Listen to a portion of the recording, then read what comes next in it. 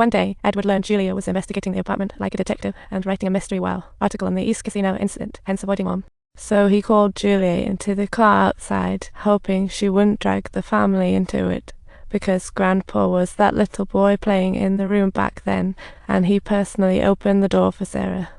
That day, Edward and his dad witnessed everything as if they were two superheroes. Thankfully, Mom was out of the house and thus spared from witnessing this human tragedy show.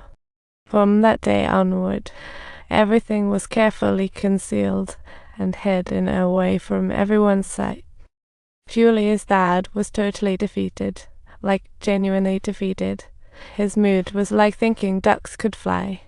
We closed the windows. Little did we know we were in for even bigger trouble, because we couldn't find the keys. We didn't intend to break down the door, but the little kid was already in goofball mode. The next afternoon, since this mysterious event wrapped up, the father-son duo has mentioned Sara's name again. After all, that girl was part of the whole. Whenever Edward asked Dad about Sara, Dad would sharply tell him to quiet down. No wild thoughts. After Edward's dad passed away, he hid some private files better than a secret garden, and Edward still hasn't dared to peek, but he told Julia the safe's in the bank safe. Julia retrieved a Sherlock Holmes-style box with a Sara folder inside, filled with love letters from Edward's dad to the old couple. There were even photos of Sara with the old couple's grandson. After seeing all the documents, Julia called Edward, and upon hearing the news, Edward was as shocked as if he had just won the lottery.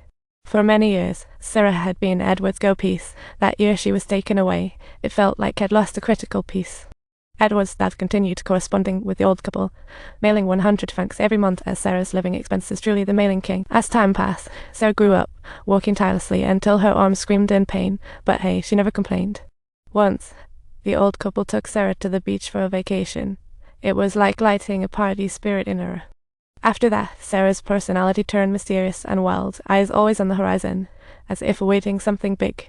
Julia's article about the East Casino was published, huge success, but for her, the story wasn't over yet. She was intensely curious about whether Sara was still alive. By age calculation, Sara should now be about the same age as Edward. After countless attempts to search, Julia finally got a text from Natalie, the granddaughter of the old couple who adopted Sara. Seeing Natalie, Julia almost jumped, thinking the puzzle would be solved. But Natalie had no news of Sara, to her disappointment. Turns out Sara left 50 years ago. She left the couple a note thanking them for their care and hoping they could forgive her for disappearing. Although the old couple witnessed Sara's departure, they didn't try to stop her, just going with the flow. Until 1955, they received a letter from Brooklyn, signed Sara and Richard Fred. They were stunned.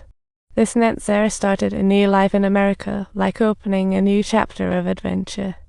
To find Sara, Julia headed to America, playing detective.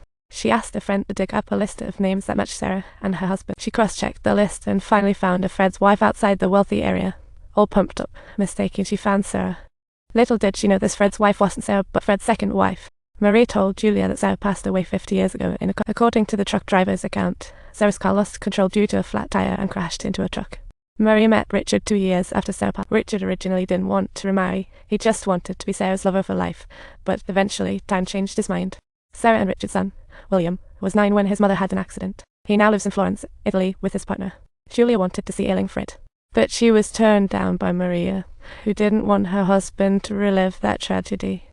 To dig deeper into Sara's story, Julia rocketed off to Italy. She set up a meeting with William at a restaurant, only to find out he knew nothing about his mother's past, didn't even know her maiden name was Stalinsky. Unknown to him, he had an uncle Michael.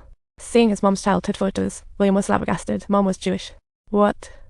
Jewish? What are you doing here? Why are you here? Tell me, is there another reason for Mom? Is that why she got locked up?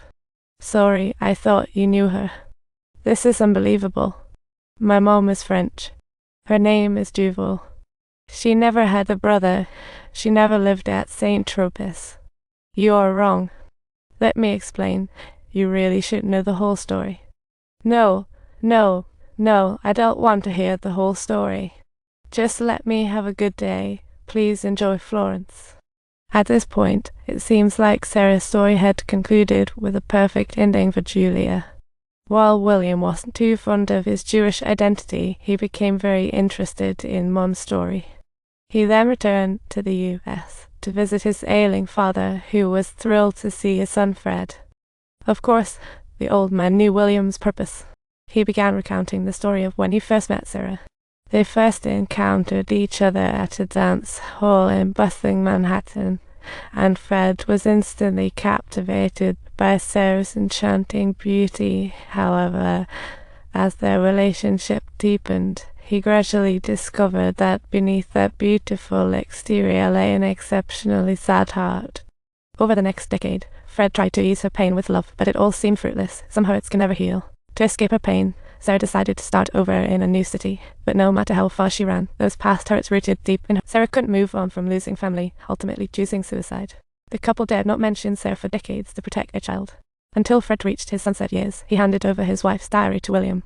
There was a little pocket hidden on one page of the diary. William picked up the pocket, inhaling the scent of his mother, with memories flooding his heart. 2 years later, in a street park, Julia was walking with her daughter when she received a call from William, hearing a long-awaited voice. They met again in a restaurant. William seemed more humble, asking the girl's name. Julia felt the mysterious warmth. William confronted the topic of his mother Sarah, giving Julia his mother's diary. Julia was full of hope, wishing to discover new stories about Sarah. Hey, don't forget to like and subscribe.